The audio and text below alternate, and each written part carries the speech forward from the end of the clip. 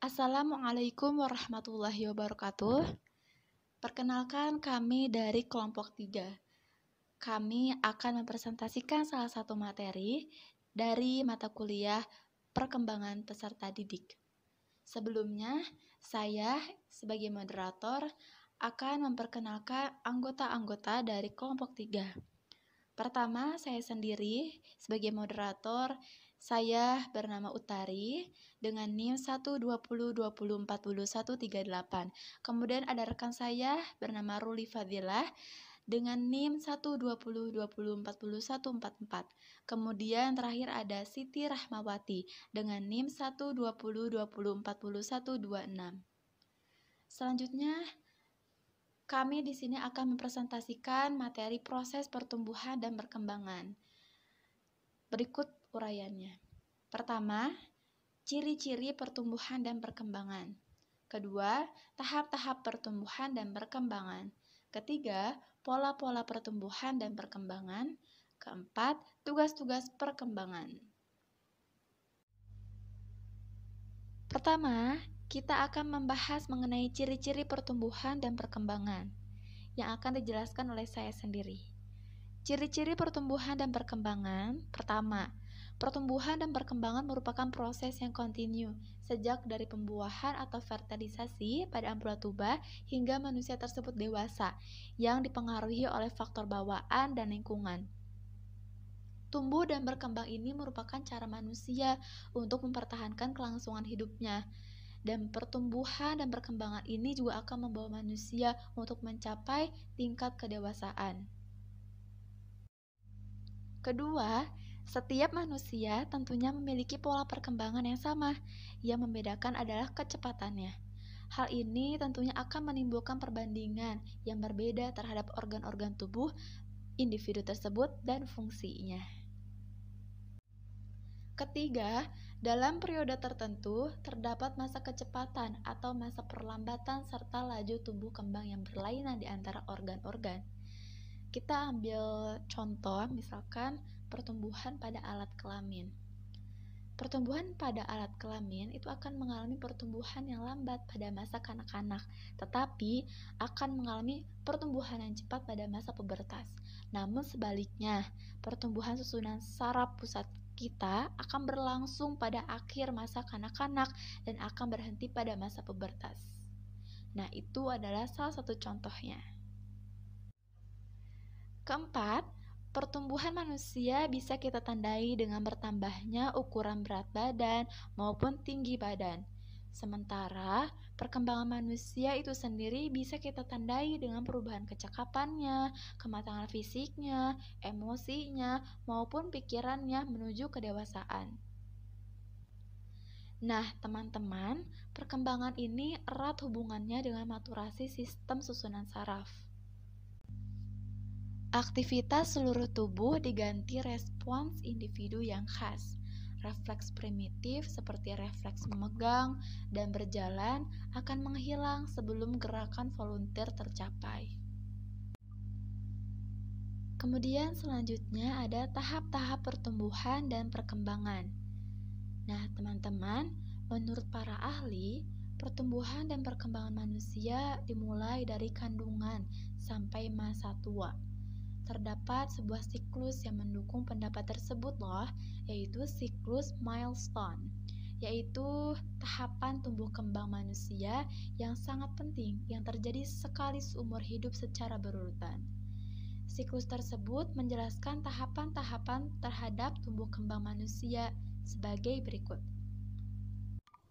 Pertama, tahapan pembentukan embrio sampai janin. Sel-sel baru dengan jumlah sekitar 100 sel akan membentuk bundelan yang disebut dengan blastokista. Blastokista ini kemudian akan berjalan menuju rahim, dapat memakan waktu sampai 3 hari atau lebih. Di rahim, kemudian blastokista akan menempel pada dinding rahim yang kemudian akan berkembang menjadi embrio dan plasenta. Selanjutnya akan mengalami gastrulasi, yaitu proses pembentukan 3 lapisan embrionik, yaitu endoderm, mesoderm, dan ektoderm. Pada tahap ini juga terbentuk lekuk-lekuk pada embrio. Selanjutnya masuk ke proses nerulasi.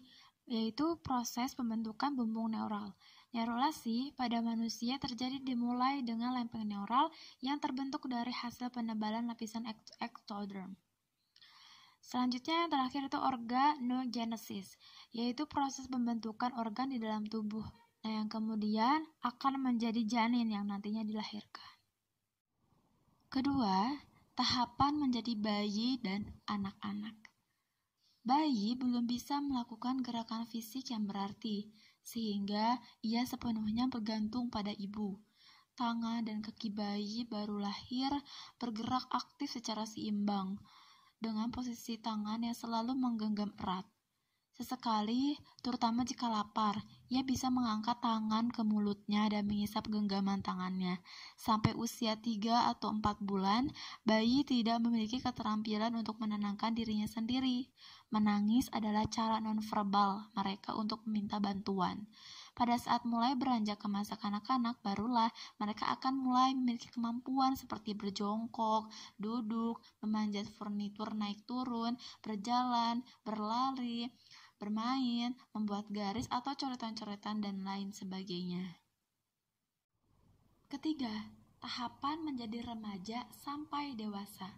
Pada masa remaja sampai dewasa akan terjadi beberapa perubahan pada diri manusia seperti berikut ini. Pertama, mereka akan merasakan cemas terhadap penampilan badan atau fisik. Kemudian kedua, akan mengalami perubahan hormonal. Ketiga, akan mulai menyatakan kebebasan dan merasa sebagai seorang individu, tidak hanya sebagai seorang anggota keluarga. Keempat, perilaku mereka mulai berani memberontak dan melawan. Kelima, kawan sudah menjadi lebih penting. Keenam, pada masa ini sudah mulai menyukai kegiatan-kegiatan sifatnya bereksperimen dan bereksplorasi. Ketujuh, mulai mempertanyakan keahlian diri pada saat dewasa. Kedelapan, mulai menata kehidupan untuk masa tua. 9, lebih serius dan fokus menjalankan kehidupan. Keempat, tahapan bagi yang sudah dewasa masa lanjut. Teman-teman, masa dewasa ini dibagi menjadi 3. Pertama, masa dewasa dini, dimulai pada usia 18 tahun sampai kira-kira usia 40 tahun. Saat perubahan-perubahan fisik dan psikologis yang menyertai berkurangnya kemampuan reproduktif. Kedua, masa dewasa madya, dimulai pada usia 40 tahun sampai pada usia 60 tahun. Yakni saat baik menurunnya kemampuan fisik dan psikologis yang jelas nampak pada setiap orang. Ketiga, masa dewasa lanjut atau usia lanjut, dimulai pada usia 60 tahun sampai kematian. Pada waktu ini, baik kemampuan fisik maupun psikologis cepat menurun. Selanjutnya, ada pola-pola perkembangan yang akan disampaikan oleh saudari Siti Rahmawati. Kepadanya, saya persilahkan. Yang pertama, directional trends. Pertumbuhan dan perkembangan akan berjalan secara teratur sesuai dengan petunjuknya atau gradien atau refleks dari perkembangan fisik dan maturasi dari fungsi neuromuskular prinsip itu sendiri. Nah, apa saja prinsipnya? Prinsip-prinsip itu meliputi yang pertama, kepalokendo atau head to nail, dari arah kepala ke kaki. Apa gerakan yang dari arah kepala ke kaki? Misalnya mengangkat kepala dulu, kemudian mengangkat dada dan menggerakkan ekstremitas bagian bawah.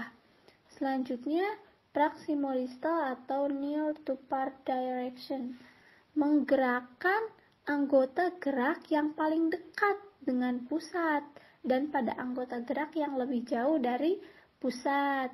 Misalnya bahu dulu, baru jari-jari. Selanjutnya,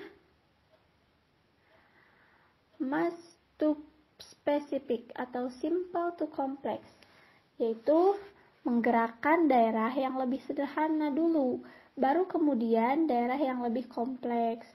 Contohnya apa? Contohnya mengangkat bahu dulu, baru dapat menggerakkan jari-jari yang lebih sulit, atau melambaikan tangan. Setelah melambaikan tangan, baru bisa memainkan jarinya. Nah, prinsip-prinsip itu berjalan sejalan dan tidak dipengaruhi materi dan sebagainya. Tetapi kalau masalah cepat dan lambatnya itu dapat dipengaruhi. Selanjutnya, sequential trends. Semua dimensi tumbuh kembang dapat diketahui sehingga sekuens dari tumbuh kembang tersebut dapat diprediksi. Kenapa? Karena hal ini berjalan secara teratur dan kontinu. Semua anak yang normal akan melalui setiap fase ini. Setiap fase itu dibangun oleh fase-fase sebelumnya. Misalnya tengkurap dulu baru bisa merangkak, berdiri dulu baru bisa berjalan. Ya, selanjutnya sensitive period. Ada waktu terbatas selama proses tumbuh kembang anak berinteraksi, terutama dengan lingkungan yang ada, kejadian yang spesifik. Nah, sensitive periode itu terbagi ke dalam masa-masa. Masa-masa tersebut yang pertama ada masa kritis. Masa kritis yaitu masa yang apabila tidak dirangsang atau berkembang, maka hal ini tidak akan dapat digantikan pada masa berikutnya. Jadi sudah tidak bisa diubah lagi, sudah tidak bisa digantikan oleh apapun itu. Yang kedua, masa sensitif. Masa sensitif ini mengarah pada perkembangan dan mikroorganisme. Misalnya, pada perkembangan otak, ibunya menderita flu, maka kemungkinan si anak tersebut akan hidrosefalus atau ansefalitis. Nah, selanjutnya masa optimal. Masa ini diberikan rangsangan optimal. Supaya apa? Supaya mencapai puncaknya. Contohnya, seorang anak usia 3 tahun saat perkembangan otak dirangsang dengan bacaan-bacaan atau diberikan asupan gizi yang tinggi, maka anak tersebut dapat mencapai tahap perkembangan yang optimal. Nah, perkembangan ini berjalan secara pasti dan tepat, tetapi perkembangan ini tidak sama untuk setiap anaknya. Misalnya, ada yang lebih dulu bicara baru jalan, atau ada yang jalan dulu baru bicara. Ada yang badannya lebih dulu berkembang, kemudian subsistemnya, ataupun sebaliknya, dan banyak lagi contoh-contoh lainnya. Di sini saya akan menjelaskan tentang pola-pola perkembangan. Pola-pola perkembangan terbagi menjadi 2 bagian. Yang pertama pola perkembangan afektif dan yang kedua pola perkembangan kognitif. Apa itu pola perkembangan afektif? Afektif menurut Kamus Besar Bahasa Indonesia berarti berkenaan dengan rasa takut atau cinta, mempengaruhi keadaan, perasaan dan emosi, mempunyai gaya atau makna yang menunjukkan perasaan individu. Sehingga bisa disimpulkan bahwa perkembangan afektif itu perkembangan yang berhubungan dengan perasaan dan emosional individu. Menurut pandangan Erik Erikson, perkembangan afektif adalah suatu pola yang menjadi dasar dalam proses perkembangan manusia. Erik Erikson memberikan gambaran tentang pola afektif tersebut. Yuk, mari kita simak. 1. Kepercayaan dan kenyamanan. Perasaan ini terjadi pada anak usia 1 tahun ke bawah. Dapat kita amati jika seorang anak diperlakukan dengan baik, penuh kasih sayang, maka akan tumbuh perasaan dalam dirinya bahwa ia berada di tempat aman dan nyaman. Kenapa bisa terjadi demikian? Karena pada masa ini, pada usia 1 tahun ke bawah ini, perlakuan yang ia terima akan mempengaruhi tingkat kepercayaan dan kenyamanan dirinya pada masa berikutnya.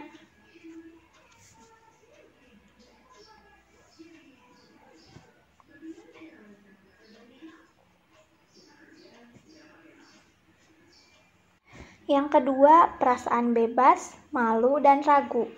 Perasaan ini akan muncul pada seorang anak rentang usia 1-3 tahun. Pada usia ini akan muncul perasaan bebas melakukan aktivitas tanpa ada rasa malu dan ragu. Aktivitas yang dimaksud, si anak akan melakukan gerakan-gerakan tubuh yang ia bisa semampu dia dan sesuai kapasitas dia, termasuk merespon kondisi di lingkungannya.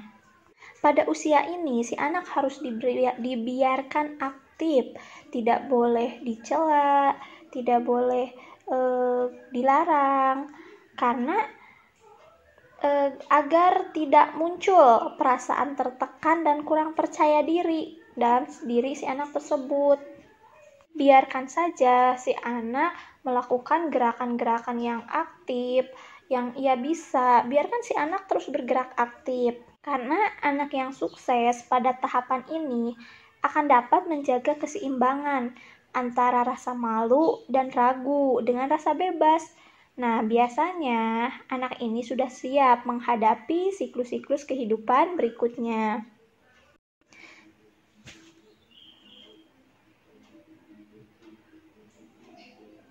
Selanjutnya, inisiatif dan kesalahan.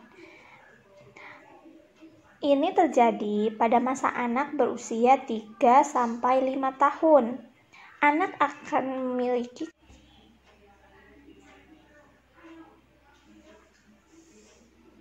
Selanjutnya adalah perasaan inisiatif dan kesalahan. Ini terjadi pada anak berusia 3-5 tahun. Si anak sudah mulai memiliki keinginan sendiri yang tentu lebih luas dari masa-masa sebelumnya. Sudah menguasai badan dan geraknya menjadi gerakan yang lebih sedikit energi dan keseimbangan tubuh yang bersifat motoris. Nah, karena gerakan-gerakan si anak ini berhubungan dengan inisiatifnya, maka harus diberikan ruang. Karena jika tidak diberikan ruang ekspresi, dia akan mulai murung. Dan dalam mengeluarkan ekspresinya yang salah, si anak akan sedikit kecewa. Tapi apabila semua gerakannya sesuai dengan ekspektasinya, inisiatifnya akan berkembang dengan pesat.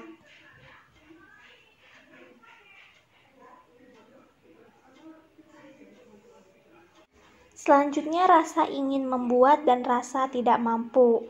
Pada anak usia 6-11 tahun sudah mulai ingin membuat sesuatu, sudah ingin mulai menciptakan sesuatu, melakukan sesuatu karya.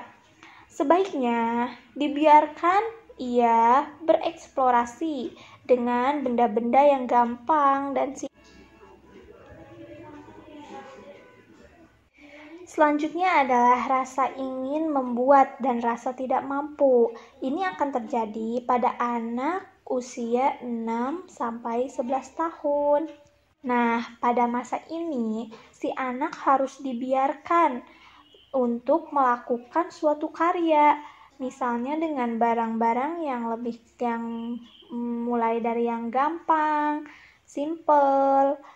Nah, dan jika sudah berhasil, anak itu sudah menghasilkan, maka hasilnya harus kita beri apresiasi, baik itu diberikan pujian, baik itu hadiah atau semacamnya. Agar apa? Supaya si anak merasa termotivasi dan rasa ingin menghasilkan sesuatunya itu terus meningkat dan dapat dikembangkan.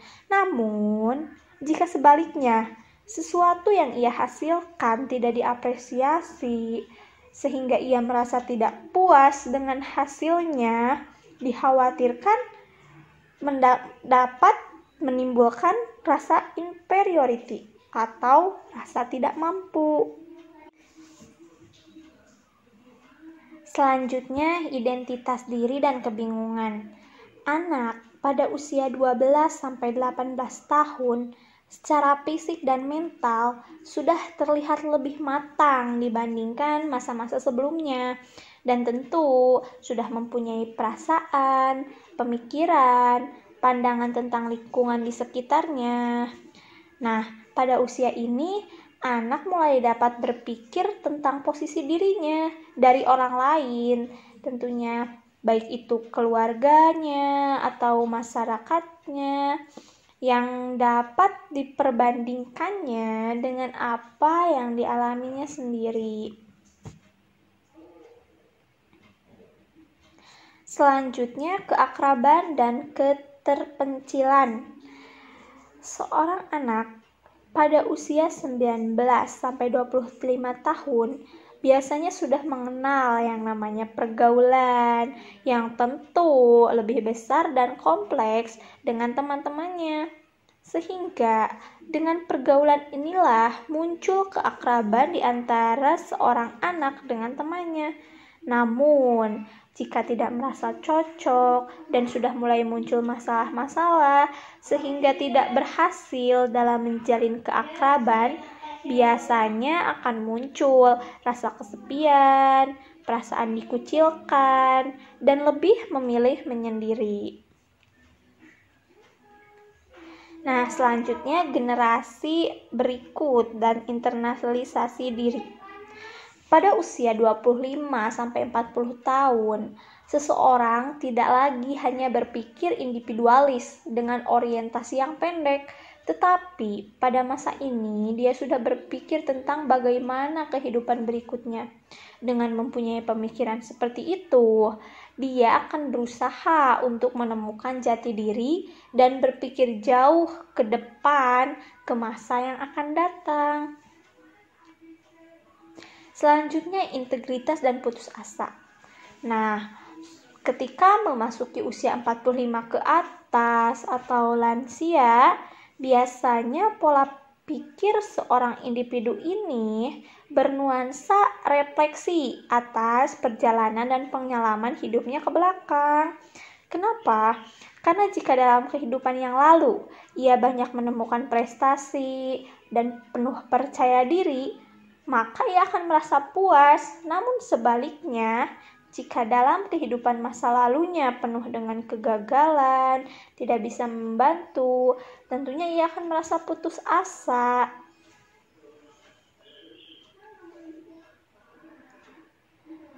Nah, yang kedua, pola perkembangan kognitif.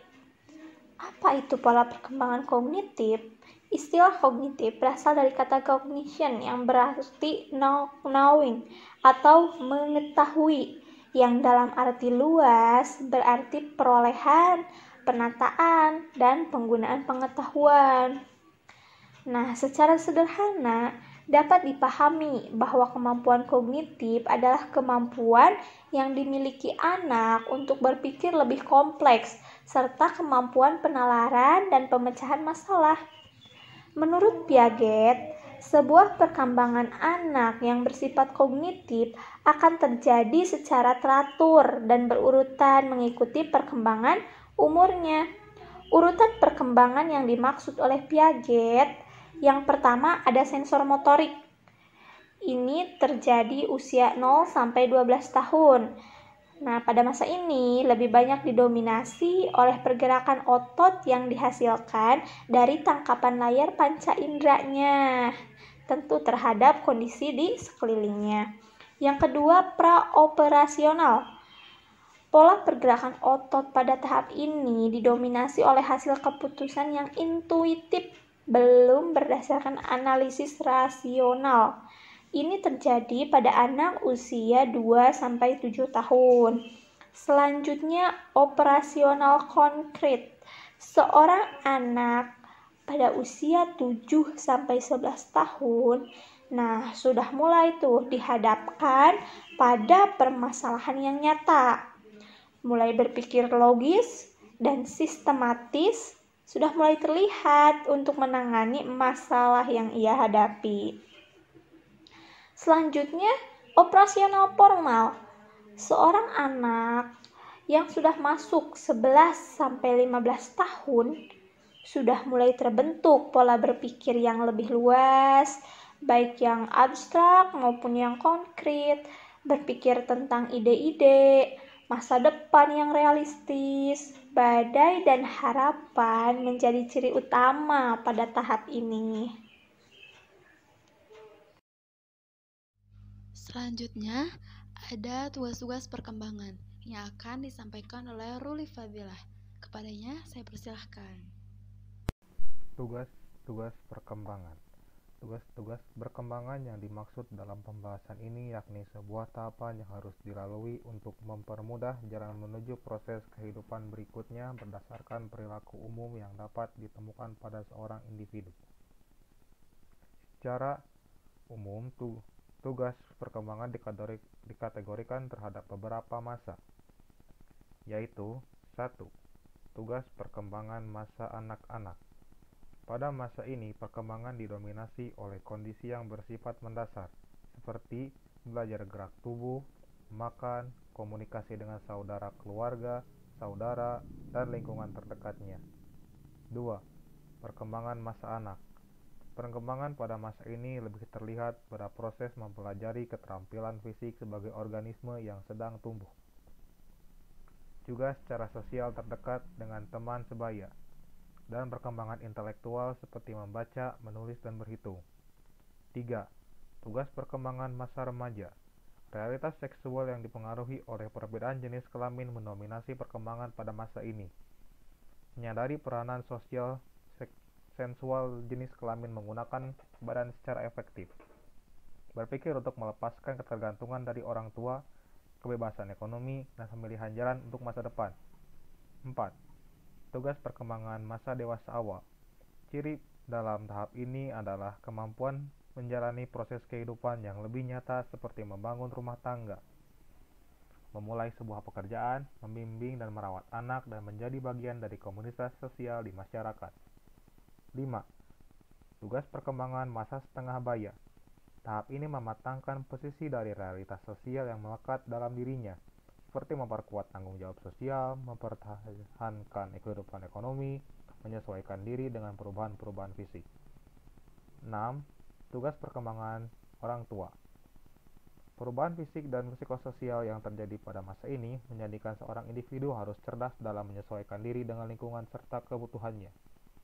Menurunnya kesehatan dan kekuatan fisik, pendapatan, penyesuaian terhadap meninggalnya suami atau istri, dan hubungan dengan sesama usia lanjut menjadi fokus dan ciri terhadap tahap ini.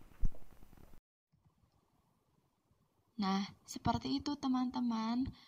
Sekarang kita sudah dapat menarik kesimpulan bahwa dengan demikian kita dapat mengetahui bahwa pertumbuhan dan perkembangan merupakan proses berkelanjutan yang akan terus berjalan sejak manusia dalam kandungan hingga manusia tersebut dewasa. Pernyataan tersebut berdasarkan pendapat banyak ahli yang didukung oleh sebuah siklus yaitu milestone. Setiap individu memiliki pola pertumbuhan dan perkembangan yang sama, yang membedakan adalah kecepatannya. Hal tersebut dapat dipengaruhi oleh berbagai faktor, mulai dari faktor asupan makanan, lingkungan, ataupun gen. Menurut Erik H. Erikson, perkembangan afektif merupakan pola dasar dalam proses perkembangan manusia, dan ia juga memberikan gambaran mengenai hal tersebut dalam bukunya yang berjudul Childhood and Society. Di sini juga kita dapat mengetahui bahwa pada setiap individu dapat ditemukan tugas-tugas dalam perkembangan untuk mempermudah jalan menuju kehidupan berikutnya. Sekarang masuk ke saran. Di sini saya akan membacakan saran dari yang berhubungan dengan materi yang telah dijelaskan. Terkait dengan pertumbuhan, kami menyarankan agar teman-teman semua dapat memberikan asupan makanan yang bergizi, minuman yang tinggi zat besi untuk diri kalian, dan juga rajin berolahraga. Karena menurut kami, olahraga merupakan salah satu investasi untuk masa tua, agar kita tetap bisa memiliki tubuh yang sehat dan kuat di masa tersebut. Selain itu, kami menyarankan agar teman-teman juga dapat menjaga pola makan, karena pola makan yang tidak teratur bisa mengakibatkan badan gemuk dan obesitas yang tentunya dapat menghambat pertumbuhan pada tinggi badan kita. Terkait dengan perkembangan, kita dapat meningkatkan kesadaran diri, meningkatkan pengetahuan diri, meningkatkan keterampilan atau mempelajari keterampilan baru, membangun identitas diri, mengembangkan kekuatan atau bakat, mengidentifikasi atau meningkatkan potensi, meningkatkan aspirasi, dan lain-lain yang dapat mendukung perkembangan kita. Sekian presentasi yang dapat kami sampaikan. Mohon maaf bila ada banyak kesalahan baik dari segi pengetikan maupun dari segi pemaparan, karena kami masih sama-sama belajar. Dan wassalamualaikum warahmatullahi wabarakatuh.